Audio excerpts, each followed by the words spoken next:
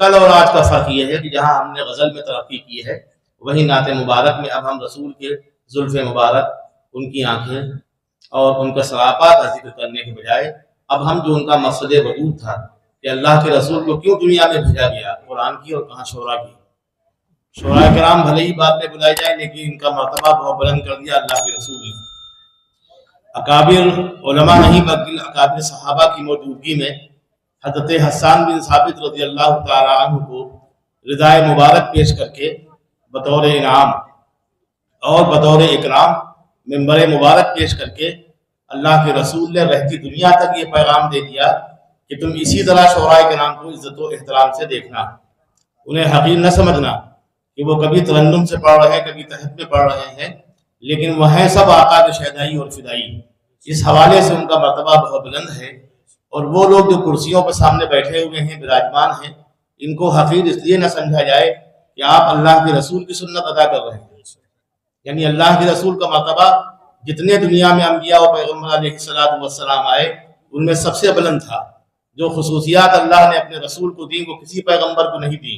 یعنی کیا وجہ تھی کہ نبی و آخر الزمان حضرت محمد مصطفیٰ صلی اللہ علیہ وسلم کو ہی بنایا؟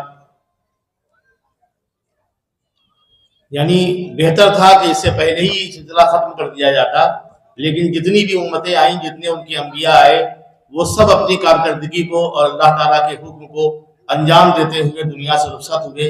جو ان پہ کتابیں نازل کی گئیں اللہ کے رسول سے قبل، ان کتابوں میں کچھ نہ کچھ ترمیم و تنسیخ ہوتی رہی، لیکن کلام اللہ کے لیے اللہ کے رسول نے، اللہ نے خود وعدہ کیا کہ ہم رہتی دنیا تک اس کی حفاظت کریں گے۔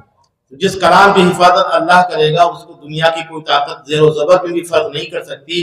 اس کلام اللہ کو جس شخصیت پہ نازل کیا وہ اللہ کے رسول حضرت محمد مصطفیٰ صلی اللہ علیہ وسلم تھے۔ ان کا نام نامی، اسم گرامی ہمارے رگوبے میں ہے، ان سے عشق ہمارا ایمان کا جز ہے۔ یعنی جو سچا عاشق رسول نہیں ہے اس کی عبادت بھی کمزور ہے، اس کی عقیدت بھی کمزور ہے، اور اس کے امتی ہونے پہ بھی حرف آتا ہے۔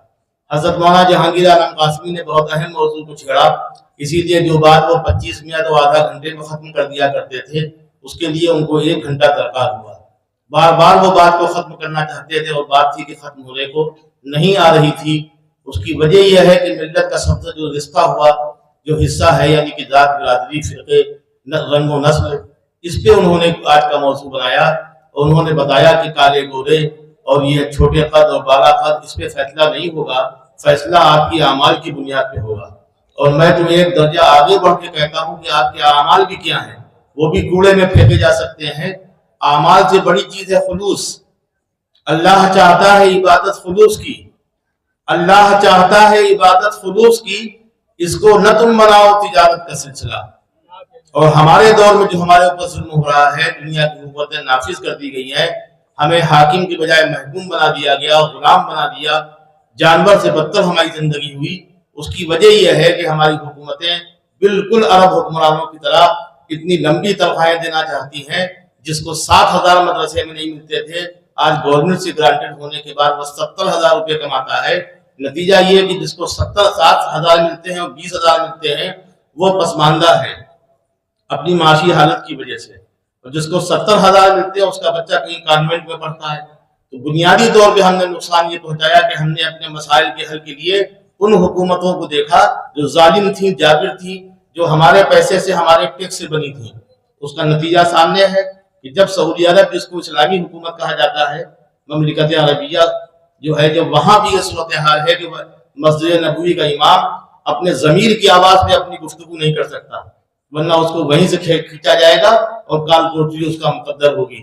تو ہندوستان میں بھی وہ صورتحال بدتر ہونا شروع ہو گئی ہے، مزید خراب نہ ہو اس کے لیے اپنے مدارس کو مولانا ارشد مدنی کی طرح مرد بنیے، اور ابھی بھی آزاد کر لیجئے کہ اپنے پیسوں سے، اپنے چندے سے، اپنی چٹکی بھر آٹے سے جلائیے، حکومت کی طرف مت دیکھیے۔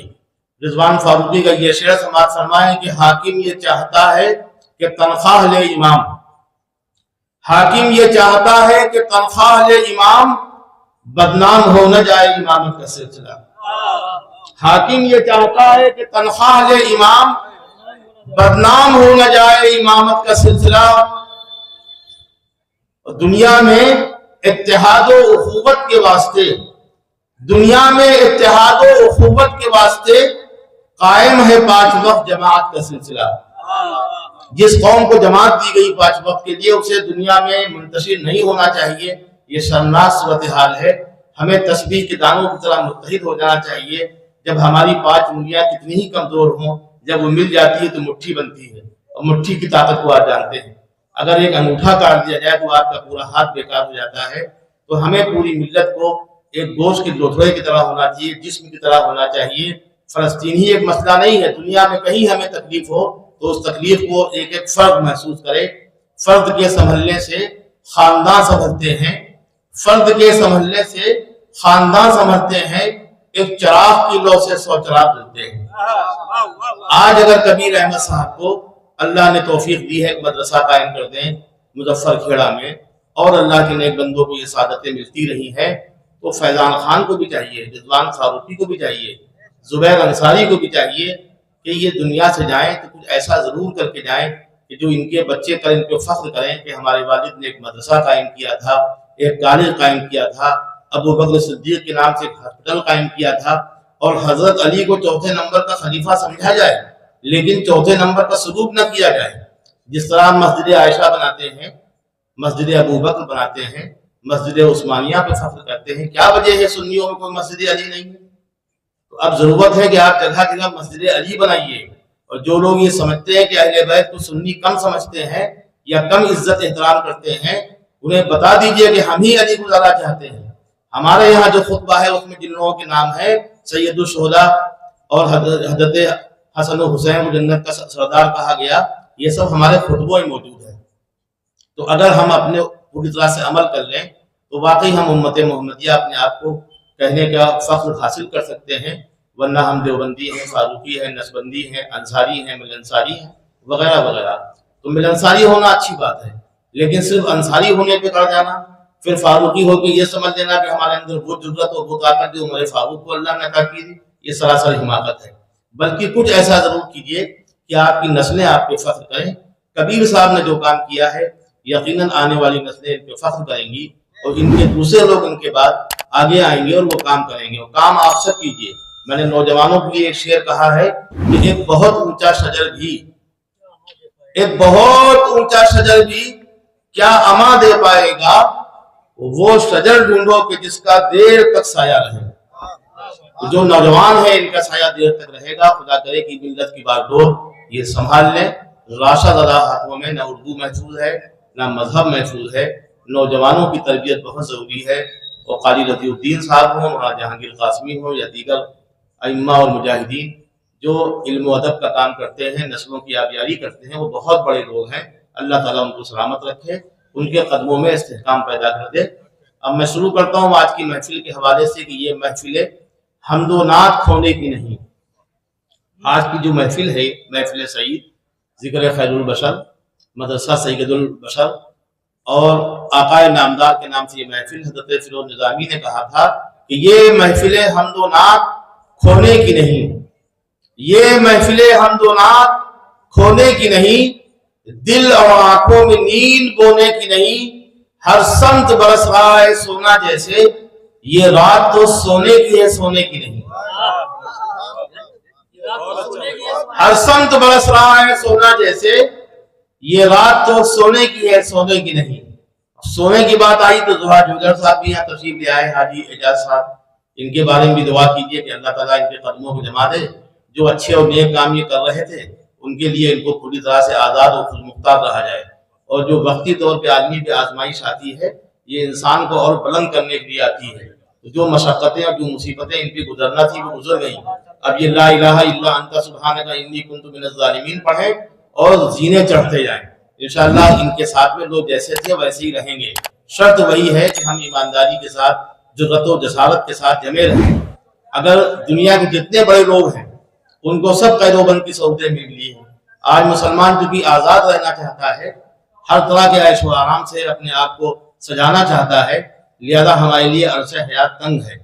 گاندھی کے بارے میں کسی نے کہا تھا، وہ گاندھی جی جن کو تمام آداب و القاب سے نوازا جاتا ہے، وہ ان گاندھی جی کو بنانے میں تو مسلمانوں کا کردار تھا۔ نہ ہوتے محمد علی، نہ ہوتے شوکت علی، نہ کندھوں پہ گھماتے تو آج گاندھی گاندھی ہوتے۔ جس گاندھی خاندان کو فخر سے دیکھا جاتا ہے ان کو بھی بنانے میں مسلمانوں کا کردار ہے، اور ہم ہی سو گئے داستان کہتے کہتے۔ تو ضرورت اس بات کی ہے کہ ہم آقا کے پیغام کو نہ صرف عام کریں بلکہ اپنی زندگیوں میں ڈھال لیں۔ ابھی کہیں کسی موقع پر مولانا عبدالسمیع قاسمی نے کہا تھا کہ آقا نامدار کا نام نامی اسم گرامی اتنا مشہور ہے، اتنی شہرت ہے کہ ہم ان کے متعلق سمجھتے ہیں کہ سب جانتے ہیں۔ کبھی اپنا محاسبہ اور جائزہ لیا جائے کہ ہم ان کے بارے میں کتنا جانتے ہیں۔ کیا ہم جانتے ہیں ان کے دادا کا نام کیا تھا، ان کے نانا گرامی کیا تھے، والد مکرم کا نام کیا تھا، کس گود میں ان کی پرورش ہوئی، دائی حلیمہ کون ہے، حلیمہ سعدیہ کون ہے؟ یہ سارے نام ہماری نعتیہ شاعری میں آنے چاہیے۔ کل اور آج کا فرق یہ ہے کہ جہاں ہم نے غزل میں ترقی کی ہے، وہی نعت مبارک میں اب ہم رسول کے زلف مبارک، ان کی آنکھیں اور ان کا سراپا کا ذکر کرنے کے بجائے اب ہم جو ان کا مقصد وجود تھا کہ اللہ کے رسول کو کیوں دنیا میں بھیجا گیا، اب ہم مقصد وجود پہ گفتگو کرنے لگے ہیں۔ اب ہم اپنی نعتیہ شاعری میں کہتے ہیں کہ بیٹی کا عقد ہو، بیٹی کا عقد ہو کہ وہ میت کی بات ہو، بیٹی کا عقد ہو کہ وہ میت کی بات ہو، بیٹی کا عقد ہو کہ وہ میت کی بات ہو، دونوں ہی کام ایسے ہیں اجرت کریں گے ہم۔ یعنی دونوں کام مسنون ہیں کہ بیٹی کا عقد ہو یا میت کا مسئلہ ہو، وہ ٹلتا نہیں ہے۔ اللہ کے رسول کی حدیث ہے، ان کا فرمان ہے کہ نکاح کو اتنا آسان کرو کہ زنا مشکل ہو جائے۔ اب ذرا اپنا محاسبہ کیجئے کہ زنا آسان ہے آج کل کہ نکاح آسان ہے؟ نکاح لاکھوں روپے میں ہوتا ہے، لاکھوں کروڑوں نکاح میں خرچ ہوتے ہیں۔ 1 کروڑ کی شادی میں اگر آپ خاندان کے 1 درجن لوگوں کی شادیاں اور کر لیں، ان کی بیٹیاں بھی نپٹ جائیں تو کون سا آپ پہ عذاب نازل ہو جائے؟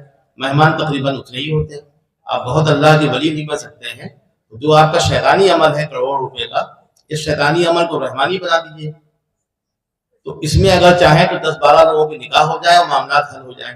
اجتماعی نکاح کی بات علماء ذوقار بہت کرتے ہیں، لیکن دور تک کہیں ایک مثال نہیں ملتی کسی بڑے ادارے، کسی بڑے سربراہ نے 20 نکاح اجتماعی کرا دیے ہوں اور اس میں اس کی اپنی بیٹی بھی شامل ہو۔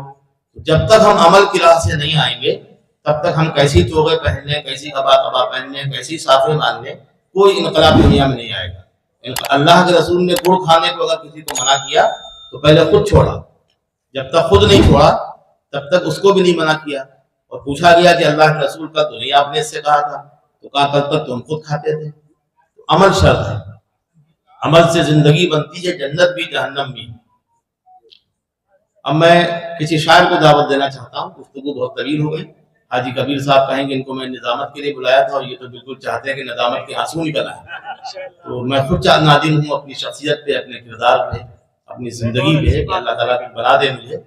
لیکن یہ باتیں کی اس لیے آتی ہیں کہ ممکن ہے حیا اور شرم سے آدمی خود شرمسار ہو کر کچھ کرنے لگے۔ تو بہت کچھ میں بھی کرنا چاہتا ہوں، اللہ چاہے گا تو ہو جائے گا۔ حافظ وسیع صاحب یہاں موجود ہیں، ملت کا بہت سے کام کرتے ہیں، اس عمر کے لوگوں کو کام کرنا چاہیے۔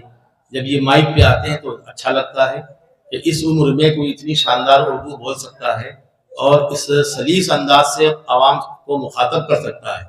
تو ہم یہ نہیں چاہتے کہ یہ سیاسی گلیاروں میں اپنا ٹائم برباد کریں، کوئی ایک مدرسہ ان کو بھی قائم کرنا چاہیے۔ 2 بڑی شخصیتیں ہمارے سامنے خود اسی لکھنؤ میں ہیں، جس کو عروج لفظ کا مسکن بھی کہا جاتا ہے۔ ایک حضرت مولانا منظور نعمانی صاحب اور دوسرے حضرت مولانا علی میاں صاحب، دونوں ہم عصر تھے، ایک دوسرے کی بے پناہ عزت کرتے تھے۔ مولانا منظور نعمانی صاحب نے اپنی قابلیت، اپنی اہلیت، اپنی صلاحیت کو ہی کافی سمجھا، ایک ادارہ تو قائم کیا الفرقان کے نام سے، جس میں انہوں نے لکھنے پڑھنے کام کیا، کتابیں خوب نشر کی، مناظرے خوب کیے جو آج بند ہیں۔ اس کی افادیت تھی، اہمیت تھی، اسلام بھی پھیلا، سارے کام کیے۔ ان کے بیٹوں نے بھی کیے، مولانا عتیق الرحمان سنبری مفسر قرآن تک ہوئے، سجاد نعمانی صاحب کو سب جانتے ہیں، حفیظ نعمانی قلم کے بادشاہ تھے، سب جانتے ہیں۔ لیکن مولانا علی میاں صاحب بڑا کام کر گئے۔ بڑا کام وہ اس لیے کر گئے کہ ایک بڑے ادارے تھے جو ان کی اکابرین نے قائم کیا تھا اجتماعی اتحاد سے، اس کو انہوں نے سنبھال لیا۔ ندوے سے ان کا نام وابستہ ہوا، وہ ندوے سے وابستہ ہوئے تو اسی ندوے کے وجود سے ان کا وجود مہک رہا ہے اور ان کے وجود سے ندوے کا وجود مہکا۔ تو جو کبیر صاحب کام کر رہے ہیں اس لیے بڑا ہوگا کہ یہ ایک انفرادی کام نہیں ہے، یہ اجتماعی کام ہے۔ اگر یہ اپنے جیب خاص سے کرنا چاہیں گے تو یہ مولانا عین خدا تو بن نہیں سکتے، کہ انہوں نے چندے کے لیے منع کیا تھا۔ آپ خوب چندہ کیجئے، جس طرح سے سر سید جیسے بڑے آدمی نے کیا، زیادہ بڑی داڑھی تھی، بڑا کام کیا انہوں نے۔ آج صورتحال یہ کہ ٹائی بڑی ہوتی، داڑھی چھوٹی ہوتی ہے، تو ٹائی پر تنقید نہیں ہے، بلکہ ٹائی والے بھی اگر بڑا کام کر دیں، جیسے مولانا جہانگیر قاسمی نے کہا کہ ارا قائم کر دیا، तो इरा को कायम करने के लिए भी एक मौलवी की जरूरत पड़ी। यानी वहां भी कल्बे सादिक साहब सरपरस्त थे। वो जो सोनू मोनू दो वहां है, मीसम और क्या नाम उनके हैं, अखबार निकालते हैं, वो जिंदगी भर प्रॉपर्टी लीडर रहते अगर एक आलिम की सरपरस्ती उनको हासिल न होती। इसी तरह इंटीग्रल कायम किया गया। उस इंटीग्रल वाले वसीम को भी जरूरत पड़ी, टाई वाले को, कि वो भी एक दाढ़ी वाले को ले गए नदवे से अगवा करके। यानी अगर मोहतईम नदवा वो भी अंसारी है बिहमदिल्ला, तो जुबैर साहब को टेढ़ा होना चाहिए। इनका देवबंदियों में भी खेल काफी है, जबकि ये कालपी शरीफ के हैं। तो वो भी वहां से मोहतईम नदवा यानी मौलाना सईदुर रहमान आजमी नदवी को ले गए अपनी जरूरत के पेश नजर। जब तक जरूरत की तकमील नहीं हुई वो उनके यहाँ बड़ी कुर्सी पर बैठे। और वो इदारा सुन्नियों में कितना बड़ा है आप सब जानते हैं कि इनमें से शुराफा के